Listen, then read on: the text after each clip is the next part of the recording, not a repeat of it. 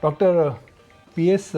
Ajaikumar, Executive Chairman of Healthcare Global Enterprise, joins us now, and let's connect with him to understand that the new acquisition and how things would move for global healthcare after this acquisition. So could you tell us about this acquisition? Why have you acquired a unit in Vizag? Is this a profitable unit? And if not, how much time will it take for you to turn it? Yeah, thank you. The acquisition of Mahatma Gandhi Hospital is a good acquisition for us. We have initially taken 51% stake, and in the 18 months will be 85% stake. And it is a profitable hospital with a revenue of 120 crores and EBITDA of about 35 crores. And it is accretive for us, and we see this, and we have a very good doctor who is the founder of this, Dr. Murali, and he's a renowned oncosurgeon. With this, I think we'll grow further. We already have a center in Vizag, and with these two centers coming together now, we'll be in a very dominant position in that part of the country.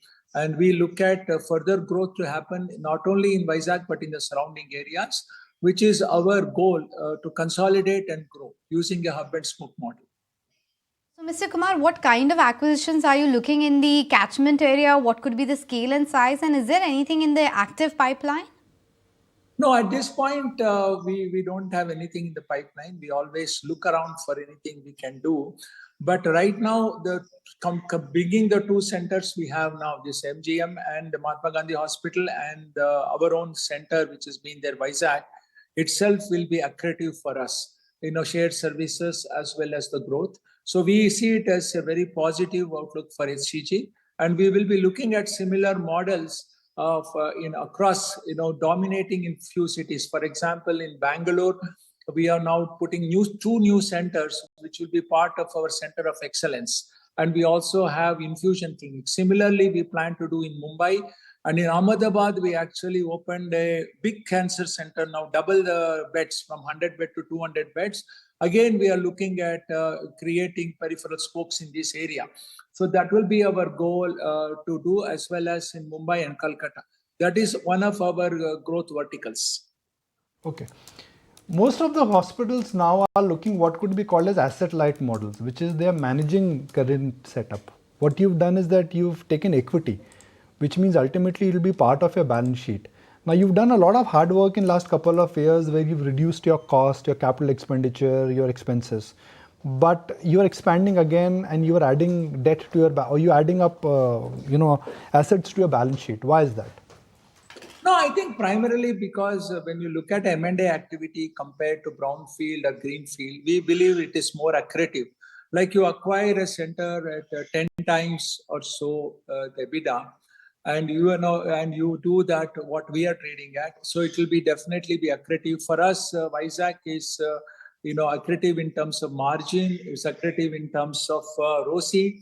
So overall, it is net positive with the type of EBITDA we are going to get and future growth. So, while you may say greenfield or brownfield is okay, is a thing to do, we believe at this point some of the M&A activities are good, particularly when we work with a doctor entrepreneur like what Dr. Murali is.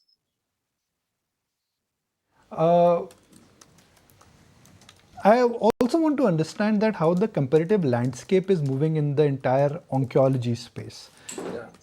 Oncology is perhaps the second most research area after cardiac care now. And it's an area where a lot of R&D, a lot of innovation and a lot of disruption is happening. So typically, how do you see this entire oncology stroke cancer care space moving in the light of what is happening to the line of medicine? See, when you look at oncology, it is unfortunately growing rapidly. Other day, I did a presentation where the population may not grow in India after a few years. Oncology cases are going to grow, particularly breast cancer, head and neck cancer, colon cancer. And one of the areas where it is going to grow by 18-20% is between the ages of 40 and 60, unfortunately. We used to think cancer is an old age when we were in medical college and all. Now, cancer has come to the age between 40 and 60, and now 1 in 9 in India gets cancer. And when you compare to the Western standards, 1 in 7, we are going to reach there. that is because of the lifestyle changes. So we cannot escape from that. But what we need to do is to have quality oncology centers which will address this issue. Like I always say, first time right treatment is important. How do you do that? How do you financially make this happen for each patient, irrespective of the socio-economic condition? These are the challenges we face. And in India, you have two-tier system. Big cities, phenomenally, quality of care is very good, outcome is good. Our own research, we are very much into research and academics. We publish a lot of papers and where we show our outcome, for example, in breast cancer at HCG is equal to best of centers, like where I trained MD Anderson. So we have reached that area, but can all of India reach that? That is a challenge which we have to see how to make it happen. The bridging the gap is the challenge. Whether it is private sector, public sector, or does the public sector support the private sector is what we are looking at to penetrate the market. For example, when you have an RPOP of 70,000 in big cities, where you have an RPOP of 10, 12,000 in smaller town, why would a private center penetrate? So the government has to think about it and see how to improve the RPOP. So incentivize to move to these centers. That is the challenge we are going to face in the rural. But as far as the bigger cities, we have met the challenge, and of course HCG has penetrated tier 2, tier 3 cities very well and shown to the world that we can integrate and produce the same results. And this is a trendsetter what we have to follow. Sure, but before I let you go, sir, there's also this buzz on the street with CVC looking at selling some of the stake. Could you confirm or deny it for us as to what's happening with respect to that? No, I am not going to really comment on that because they are our partners and they have been partners for over 4 years, and there's been a very good journey. Like, at any private equity investors, at some point they may want to exit, but right now we are building the relationship. As you can see, we M&A we did in Vizag, we have a few other things we are growing, Bangalore and all.